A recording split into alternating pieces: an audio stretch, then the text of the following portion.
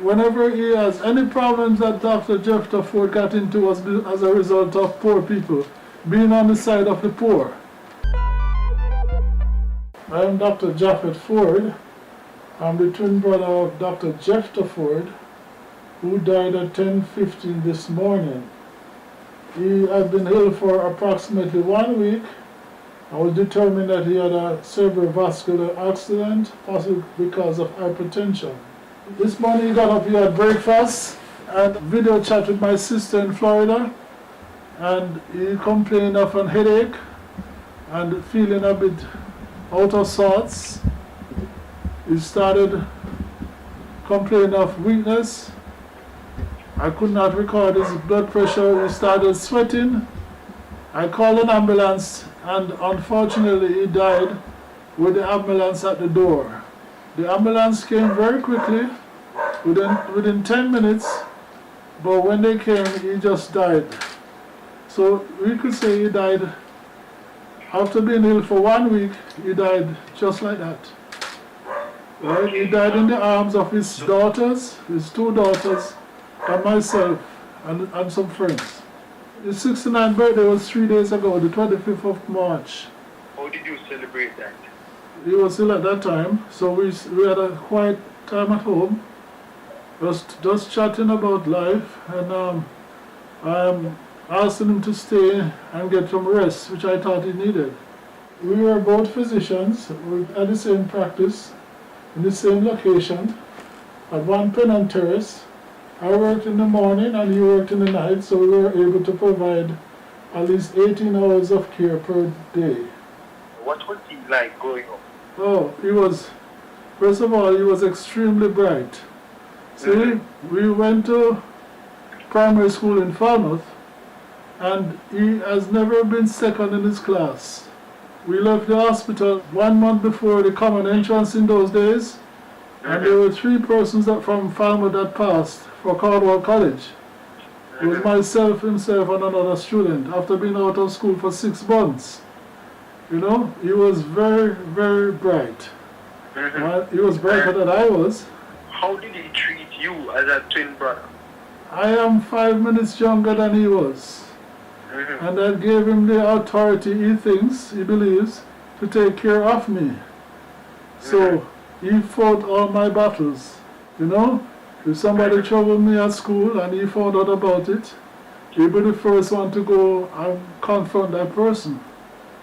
So I was to him his baby brother. Of course, I thought he was just too pushy. We had a very good relationship, extremely good, extremely close, right? And as he will tell you, twins, and I can attest to that, are very special people. What made your brother so passionate about social justice? My father was a policeman, and because of that we lived all over Jamaica when we were children. At the age of 9, we both had rheumatic fever and was hospitalized for 6 months. At that time, we had to be transferred from Falmouth Hospital to KPH. There was no children's hospital, so we were basically, as young boys, put on the wards with poor people from the poorer section, and they treated us like kings. 2 country boys as twins, both sick, serious enough to be transferred from a country hospital, and consequently they adopted us, so to speak. And because of that, I could say we both developed an undying love for poorer people who can be so genuine and loving. My brother was, well, even more so than I was, very much interested in the poor. So his biggest impact was the thing that he did for the poor.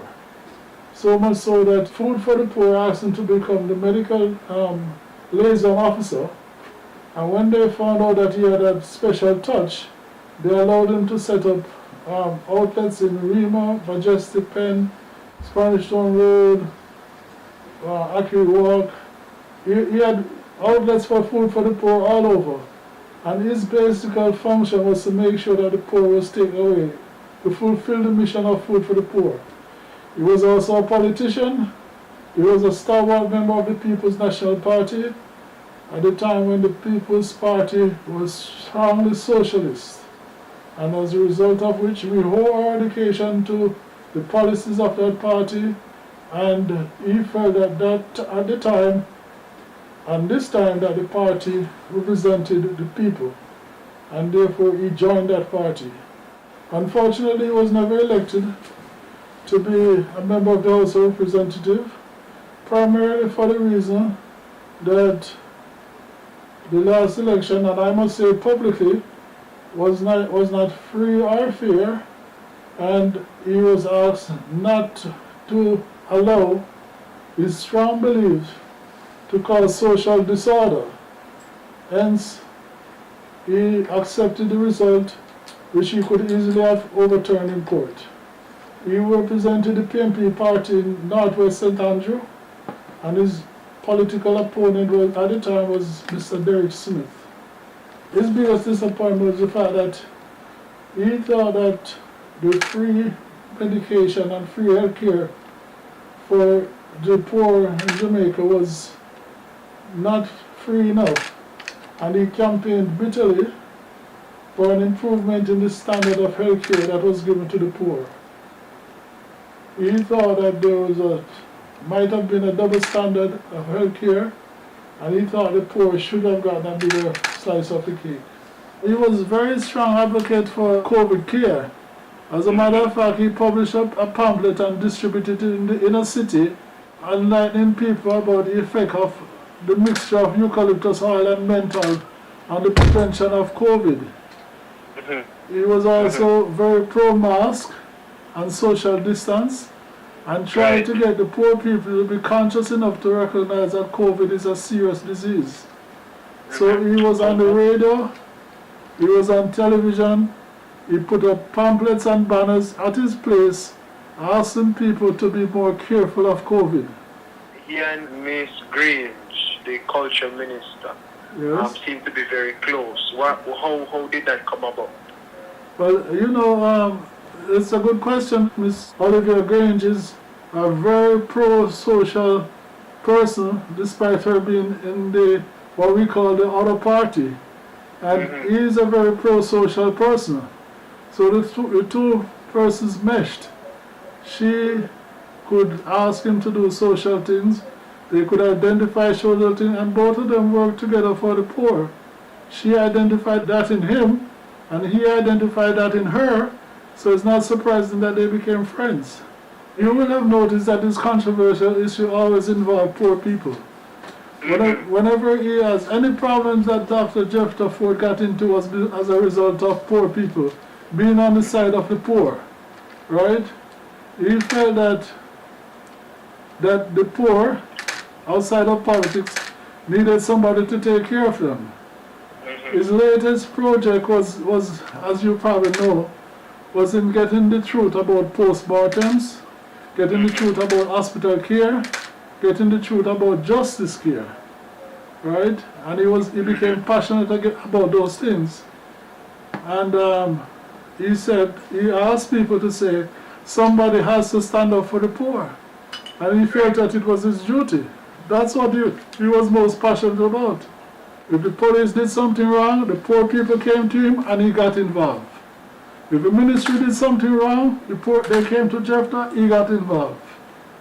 If the poor person went to the hospital and couldn't afford it, he got involved.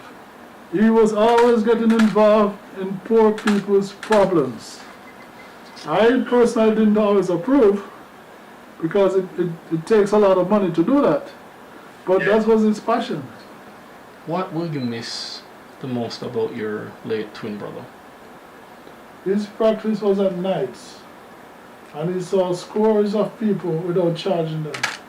The poor people in Jamaica recognized that they had an excellent doctor they could see for free, and they came in droves. In the nights when he reached the office after 5, he was sometimes there until 2 o'clock, and more than 3/4 of his practice was free.